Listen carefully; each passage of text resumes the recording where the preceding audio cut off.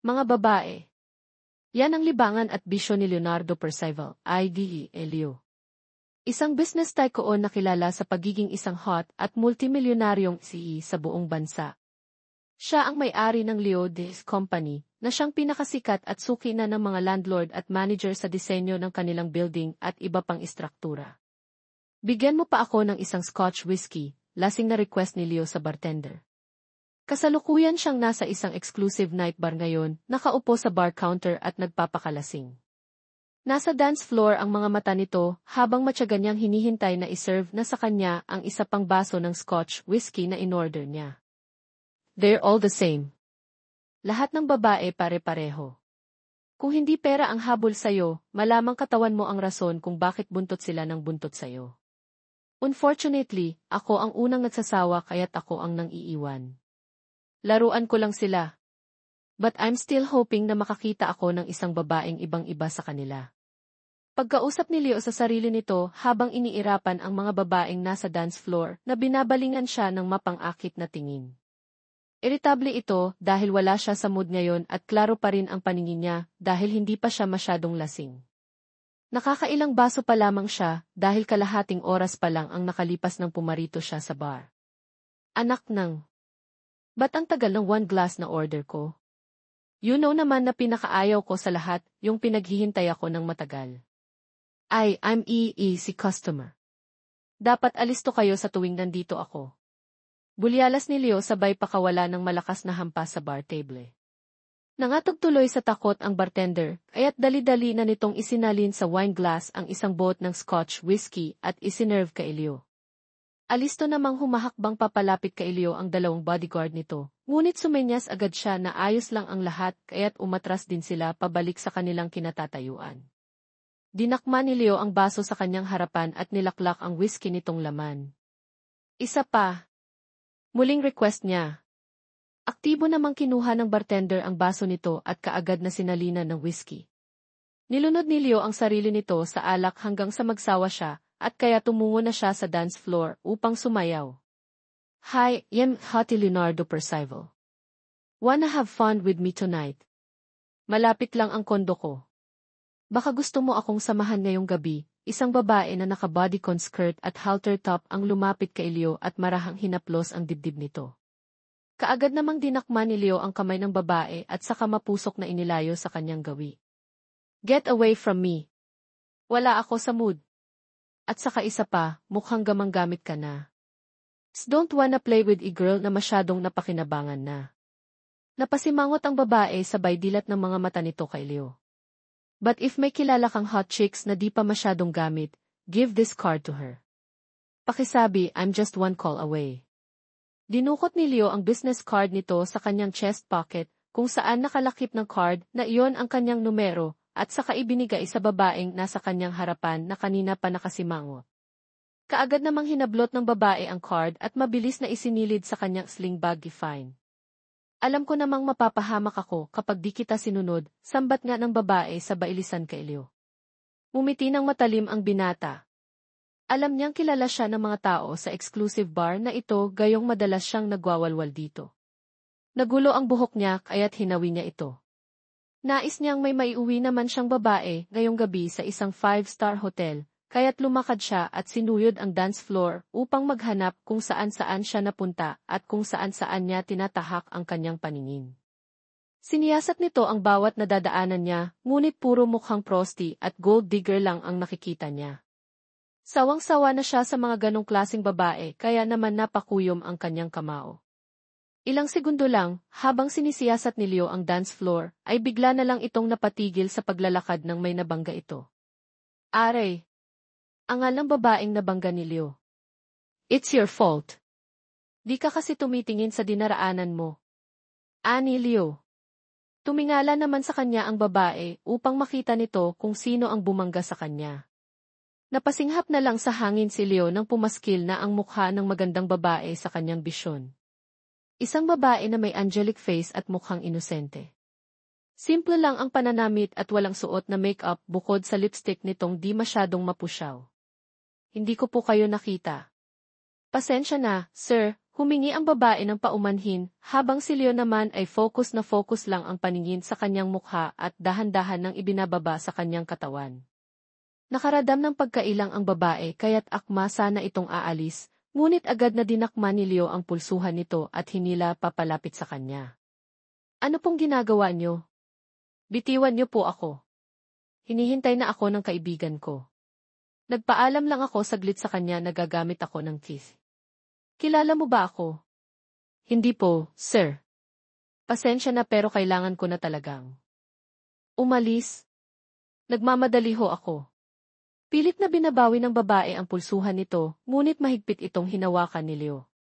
I'm Leonardo Percival, the CEO of Leodis Company. So ngayon, kilala mo na ako. Sure naman akong narinig mo na ang pangalan ko. Maybe before, o nakita mo na itong mukha ko sa mga billboards and magazines. Pasensya na ho talaga pero ngayon ko lang narinig yung pangalan mo. Saka ngayon lang din kita nakita. Hindi po kasi ako masyadong updated sa mga news or chismis na related about business. Pero, sir, please lang ho, baka wala niyo na po ako bago pa dumilim itong paningin ko, mahinahon ngunit may pagkamahapang na sambit nito. Walang ibang ginagawa si Leo, kundi ang patamaan lang ito ng ngiting nakakakilabot. 1 million gusto mo. Madami nang mabibili mo noon. Like makeups, expensive bags, at kung ano-ano pa. Para saan naman yung 1 milyon na ino-offer mo? For the one night stand. Ayaw mo noon. Nag-enjoy na at bumiyaheng langit ka na nga, may 1 milyon ka pa. Kaagad na nagdilim ang paningin ng babae nang sabihin iyon ni Leo. Iritable siya rito dahil nagagawa pa nitong umisi habang ino-offeran siya ng madumi. Tikom lang ang bibig ng babae, ngunit kusang namuo ang kamao sa kanyang kanang kamay at di niya napigilan na isuntok yon sa mukha ni Leo. Ouch! Angal ni Leo habang sapo ang kanyang kanang pisngi.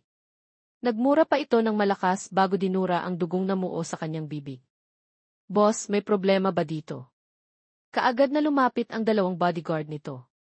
Umiling lang si Leo sabay kawala sa kamay ng babae. Doon mo ay offer yang 1 milyon mo sa mga squatters area. Madami doong bayarang babae. Wag ako ang alukin mo sa ganyan, sir, dahil inosente ako at malinis ang perang natatanggap ko galing sa hirap at pagod ko sa trabaho. Matapang pang saad ng babae bago humakbang papalayo kay Leo. Akma pa sana itong pipigilan at hahablutin ng isang bodyguard ni Leo, ngunit pinigilan niya ito. Boss, mukhang masama ang tabas ng dila ng babaeng yun sa inyo. Kung gusto mo, tuluyan na namin. Shut up! Gusto ko ang babaeng yan. Do a background check on her. Kilalanin niyo siya pati ang pamilya niya. Lahat-lahat ng tungkol sa kanya, alamin niyo, mariing utos ni Leo. Sa kabilang banda naman ay nagmamadali ang babae na pumunta sa table ng kaibigan nito. Hoy, Celine, ang tagal mo ah. Kanina pa kita hinihintay, bungad ni Faye, ang kaibigan ni Celine. Hoy, ano yan, B? Ba't namumula ang kamay mo? Anito nang mapansin ang namumulang kamay ni Celine. Wala. May manyakis kasing lalaki doon sa dance floor. Inoferan ba naman ako ng 1 milyon kapalit ng one night stand? Nandilim ang paningin ko sa kanya kaya yun, nasapak ko siya. Sabi ko naman sa'yo ayaw na ayaw ko talaga sa isang lugar na kagaya nito. Kung di mo lang talaga birthday, hinding-hindi kita sasamahan dito, naupo na si Celine sa harap ng kaibigan nito. Nanuyot ang lalamunan niya kaya't kinuha nito ang 1 baso ng orange juice sa table at saka ininom. Gosh, Celine. 1 million para sa one night stand. Pero teka, pogi ba yung nag-offer? Kung pogi ay di worth it naman kung ganon. Impit na tumili si Faye kaya muntik nang mabuga ni Celine ang iniinom nitong juice. Walang hiya. Porket pogi, saka tinapalan ka ng 1 milyon, ayos din para pumayag kang babuin ka. Nahihipan ka na ba, Faye? So, anong ibig mong sabihin? Pogi talaga yung nag-offer sa'yo. Sayang naman. Parang gwapo naman siya tapos sa tansya ko, nasa 30 na siya ganoon. Saka sabi pa niya, Leonardo Per. Ewan ko ba, nakalimutan ko na yung last name niya.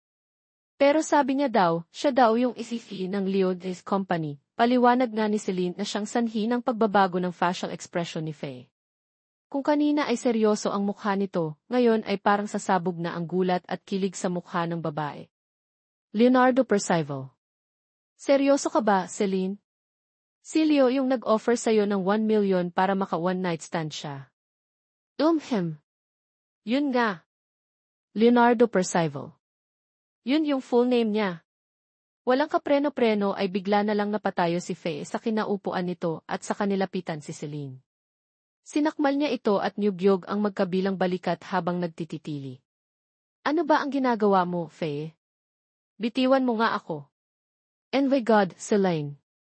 Si Leonardo Percival. Yung gustong maka one night stand ka? Ha?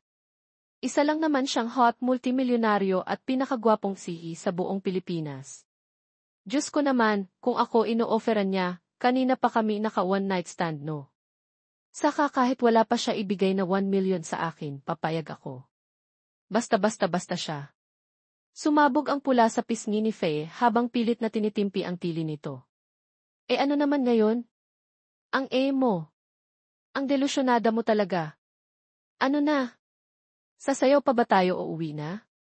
Pasado 12:00 na may trabaho pa ako bukas. Sus, ang aga-aga pa Sayaw muna tayo bago ka umuwi. Saka di pa tayo nalalasing Uminom pa tayo. Baka mamaya, pag nalasing na ako, bigla akong pagkainteresan ni Leo. Saka andito. Pa siya, muling tumili si Faye. Wala namang ibang nagawa si Celine kundi pandilatan ito. Pasado 12:00 na ng madaling araw nang magdesisyon ang dalawa na umuwi. Ligtas naman silang nakauwi at hindi na nila nakita pa si Leo doon sa bar. Anong pangalan niya? At ano ang exact address ng babaeng nakabangga ko na iyon sa bar? It's been days since inutusan ko kayong i-locate at alamin ang biography niya. Huwag mong sabihin na wala pa rin kayong nakalap na impormasyon tungkol sa kanya, ani Leo sa kabilang linya habang nakaupo sa couch at walang humpay na nagbubuga ng usok mula sa kanyang vape. Boss, ang pangalan ng babaeng iyon ay Celine Dizon. She's 23 years old at kasalukuyang nagtatrabaho sa isang restaurant bilang waitress. Ay te-text ko na lang po sa inyo mamaya ang exact address. Good. Mabuti naman at natunton niyo siya. Kung wala pa rin kayong na-update sa akin hanggang ngayon, siguradong di niyo magugustuhan ang gagawin ko sa inyo. Iba talaga ang bodyguard/private investigator, hands-on sa trabaho kahit minsan nade-delay. Now, ang parents niya ang atupagin niyo. Alamin niyo kung matatapalan ba sila ng millions, kapalit ni Celine, mariing wika ni Leo sa call habang nakadekwatro pa. Isip-isip nito ang mukha at hubog ng katawan ni Celine. Sa tingin ko boss, wala naman tayong magiging problema sa mga magulang niya. Dating drug pusher ng sindikato natin ang tatay niya, kaya't sa tingin ko, matatapalan natin ng pera. O di kaya'y mga epektos at droga. Tumakas sa bibig ni Leo ang isang mapang-angkin at delikadong ngiti nang marinig ang sinabi nito. Good. Kausapin niyo agad ang tatay niya. Offeran niyo sila ng 50 milyon kapalit ni Celine at isunod niyo ang restaurant na pinagtatrabahuhan niya. Just get settled as soon as possible, bilin pa ni Leo bago binaba ang tawag. Totoo ba to lahat, Leo? Like gagastos ka ng malaking pera para lang sa babaeng nakabangga mo sa bar. Marami namang ibang babae dyan. May sarili kang club. Marami kang mga babae doon na pwede mong galawin kahit di ka na gumastos. At saka isa pa, kahit nga saan, marami nagkakandara pa sa'yo. You can choose one or kahit ilan pang gusto mong babae without making any moves, gaya ng ginagawa mo ngayon, puna ni client habang nakadekwatro at tumutungga ng tsampag. Siya ang pinaka-close friend/mafia partner ni Leo. Sa halos mahigit isang dekada na nagkasama sila ay ngayon niya lang nakita si Leo na full of efforts ang binibigay para lang makuha ang isang babaeng natitipuhan nito. Shut your mouth, Clint. Especially si Celine. Siya yung tipo na di mo basta-basta makukuha gamit ang pera or katawan mo. Di tulad ng ibang babae dyan. If you saw her entire body shape and face, sigurado akong gagawin mo din lahat para makuha siya, sabi nga ni Leo. Tumawa naman si client habang sapo ang noo nitong nangungunot. For real, Leo. Ikaw ang pinaka-playboy na nakilala ko. Sigurado akong pagsasawaan mo din siya at makakahanap ka na naman ng babaeng mabibiktima mo for your own pleasure. Well, kung magsawa man ako sa kanya, ibabalik ko na siya sa pamilya niya. But as long as gusto ko siya, akin lang siya.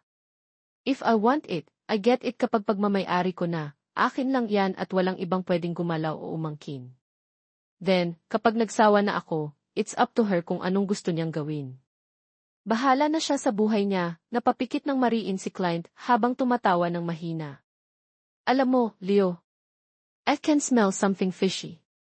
What if, siya na iyong magiging legal na mafia queen? Suminghap ng hangin si Leo at umiwas ng tingin kay client, ngunit nababaka sa pisngi nito ang kaunting paglantad ng pamumula. Hindi ko alam. Pero isisikreto ko ang pagiging mafia ko hanggat maaari. Hindi lang ako isang multimilyonaryo na gaya ng inilalantad ko sa media. I am a billionaire, kaya makukuha ko pa rin siya kahit anong palag niya. Itay. Kuya Edwin. Pagbuksan niyo po ako ng pinto. Nandito na ho ako. Paulit-ulit niyang kinakatok ang pintuan habang tinatawag ang mga tao sa loob. Itay. Kuya Edwin. Nandyan ba kayo? Makailang beses na tinawag ni Celine ang ama at kuya nito, ngunit wala talagang sumasagot. Napapikit na lang ang dalaga habang inilapag na nito ang mga gamit niya sa sahig. Hinahagod ni Celine ang kanyang magkabilang braso na para bang sinusubukang i-cheer up ang sarili.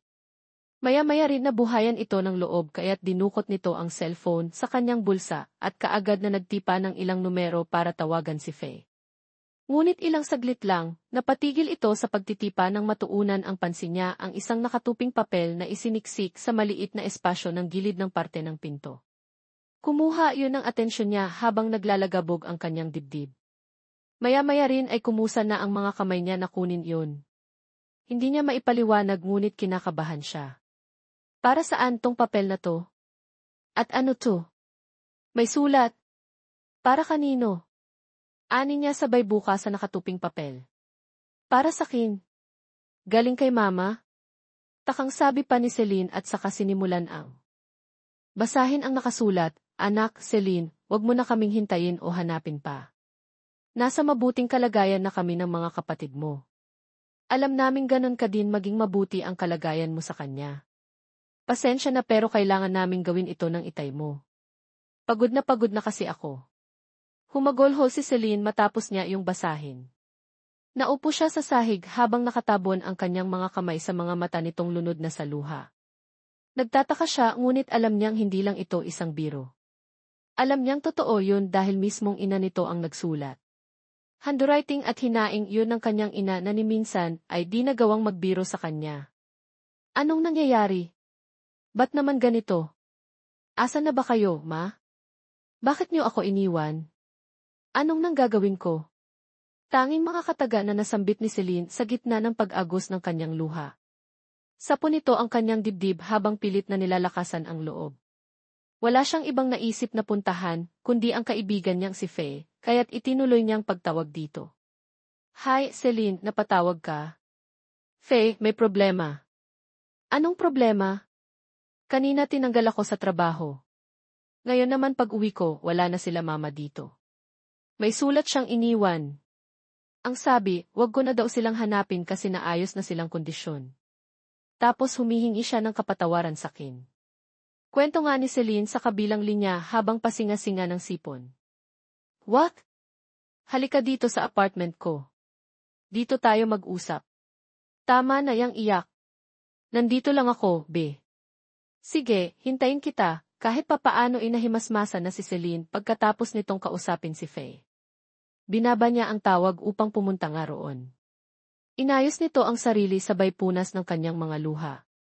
Iniaalsa niya rin ang kanyang mga gamit, ngunit bigla na lang may kung sino sa kanyang likuran ang nagtabo ng panyong may pampatulog sa kanyang ilong na sakop din ng kanyang bibig.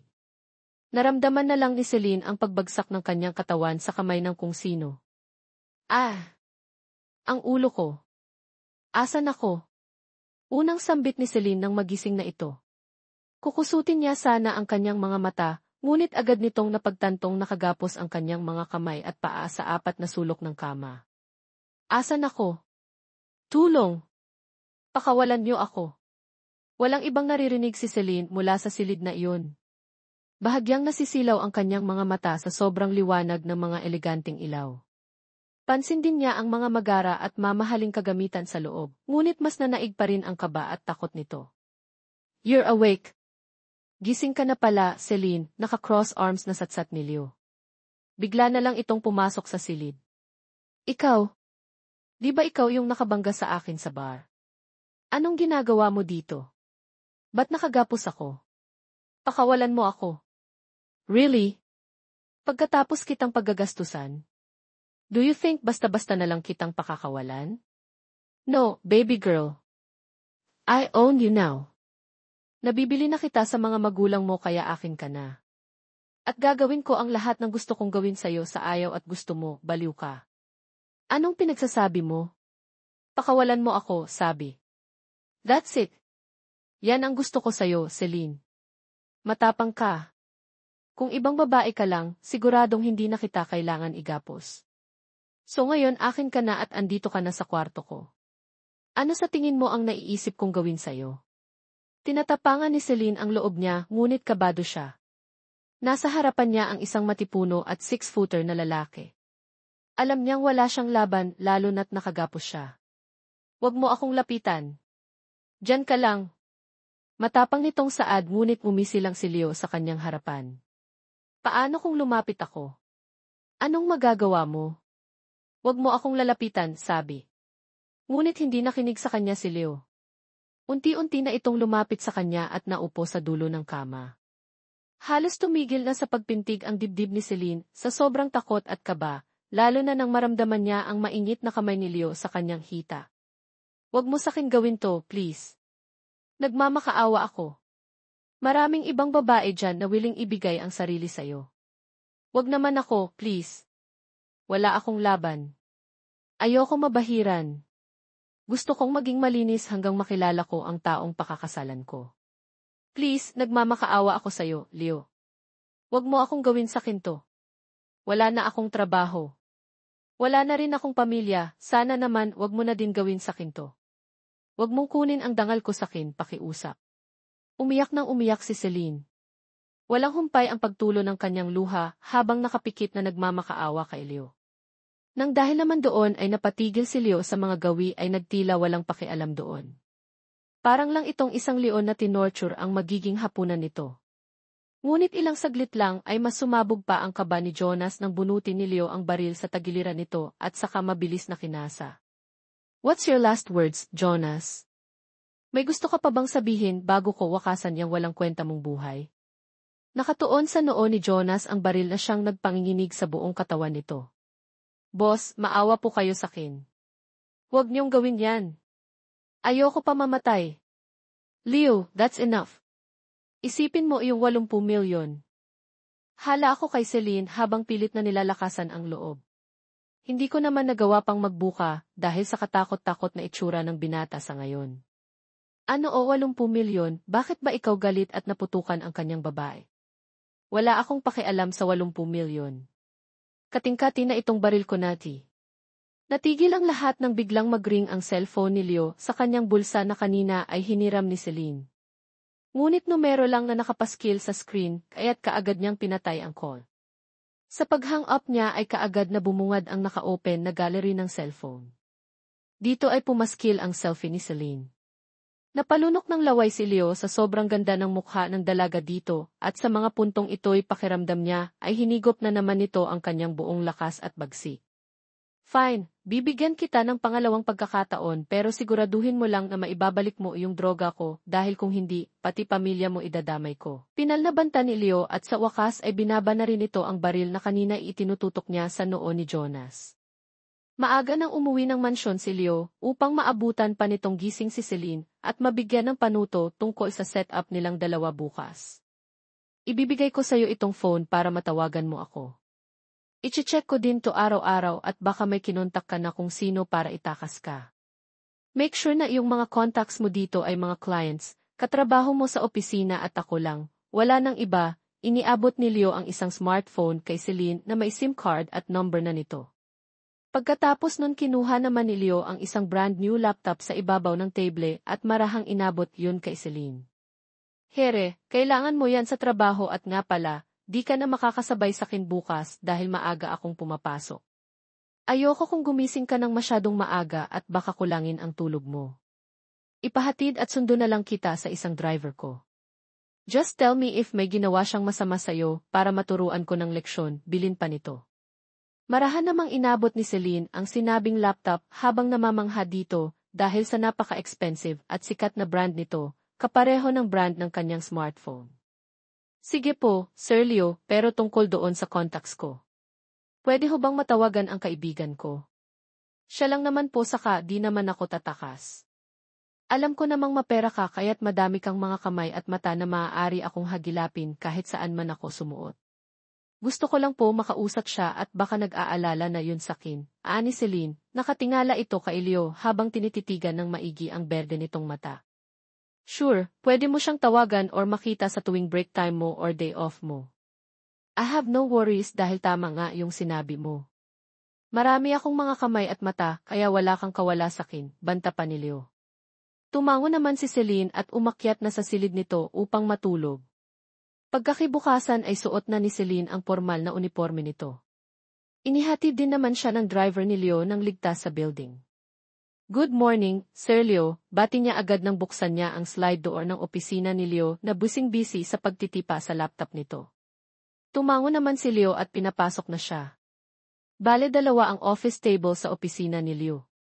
Pinasadya niya talaga ito para lagi silang magkasama ni Celine.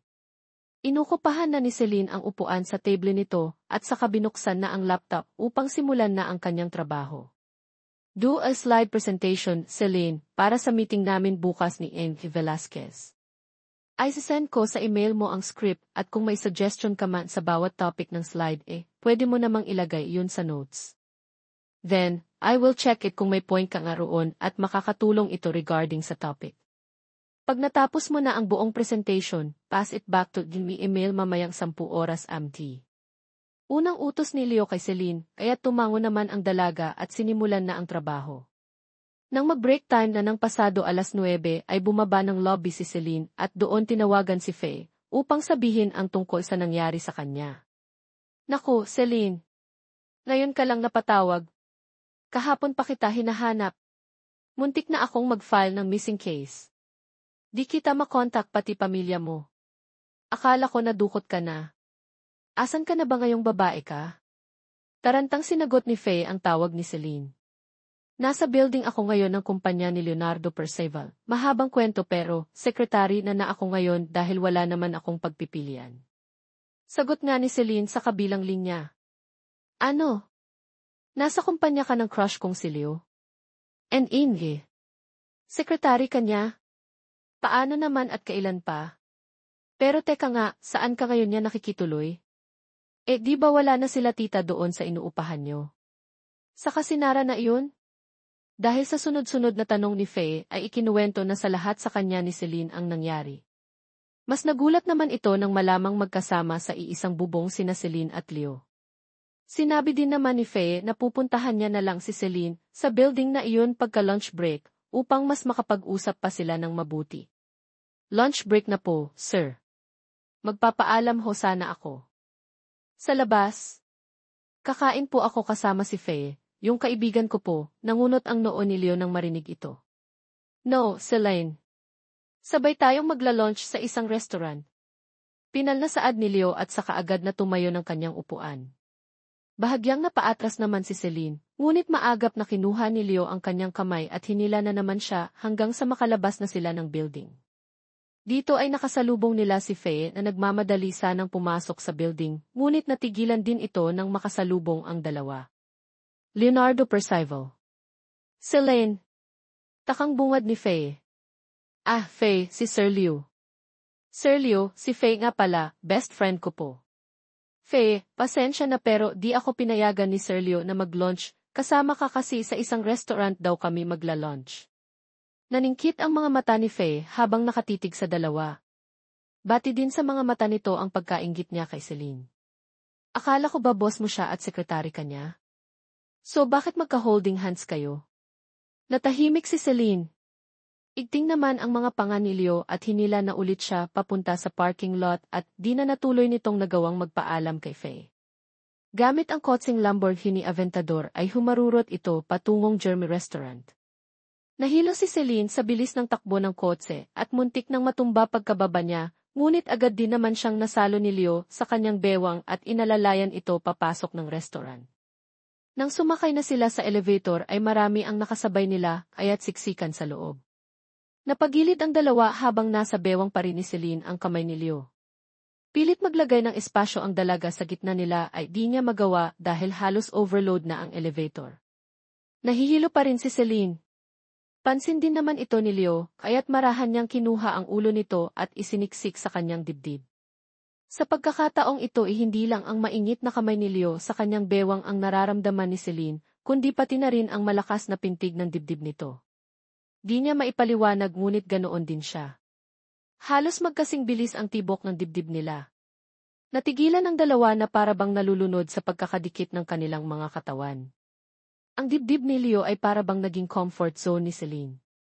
Pakiramdam niya iligtas siya dito habang si Leo naman ay nagmistulang isang dragon na walang kakayahang magbuga ng apoy dulot ng pag-amo nito sa malaanghel na mukha ni Celine. Maya-maya ay bumukas na ang pinto ng elevator sa 14 na GA floor kung saan sila kakain kaya't bumalik na sa ulirat ang dalawa at inuko pa ang isang table doon. I'd like to have lobster thermidor, beef Wellington, caviar and chardonnay, request ni Leo habang hawak-hawak ang menu. Ikaw, Celine, anong gusto mo? Tinitigan at binasa ni Celine ang menu, ngunit mukhang mamahalin at di niya kayang bigkasin ang mga pangalan ng pagkain dito. Same na lang po sa inyo, sir, ani niya dahil di talaga itong makapili. Okay. Gusto kong si Chef Manzano ang magluluto ng mga in-order namin. Just tell him in my name, Leonardo Percival, para unahin niya kaming ipagluto and of course to make our food more special and elegant since he's one of private chefs. Binalik na ni Leo ang menu sa waiter.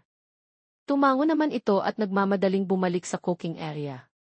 Ilang minuto lang ang nakalipas ay bumalik na ang waiter dala-dala ang mga in-order nila. At saka isinerve na iyon sa kanilang mesa, ngunit habang inilalapag nito ang pagkain sa table ay sumisilip ito ng tingin sa dibdib ni Celine. Umigting ang panga ni Leo nang mapansin yun. Hindi na ito nagdalawang isip pang tumayo at saka inilabas ang kanyang baril at marahas na itinutok sa ulunan ng waiter. You son of a freak! Sinong nagsabi sa iyong pwede mo nang bastusin ang pagmay-may-ari? Kubula. Las ni Leo habang nakikitigan at napataas naman ang kamay ang waiter. Sorry, boss hindi ko naman po sinasadya, nginig na sabi pang waiter. Subalit mumit wala siyang pakidoon. Para lang itong isang leon na tinutsure ang magiging hapunan nito. Ngunit ilan saglit lang ang lubipasay sumabog pang kaba ni Jonas nang bunutin ni Leo ang baril sa tagiliran nito sa kabilang at kaagad na pinataya and call ngayon ay sinimulan ng iyon ang mga armas minito sa sinabi nyo ay ang at sa ganyan na tumigil. Mga sasahig ng pinto niya siya sa na ngayon ay inilayo siya sa ay tumayo sinubukan ng mga taong pagpapatawa nagdala sa hinigit lang ang babae at nagdadala ito sa laban. May kaaway pakiusap na siya ang ganoon. Sana hindi pa rin kayo, ngunit may kaaway pa. Malapit nang muling umalis sa loob. Hindi kita ako nag-aala-ala, hindi ko gagawin, lalo na ito may malapit na kayo ano mangyayari, kahit hindi na nakasiliman na ako ang mga kataga sa gitna ng pag-agos ng kanyang niya, may nagawa lang na kayo na mas mabilisang ito. Kayo na kasi ano?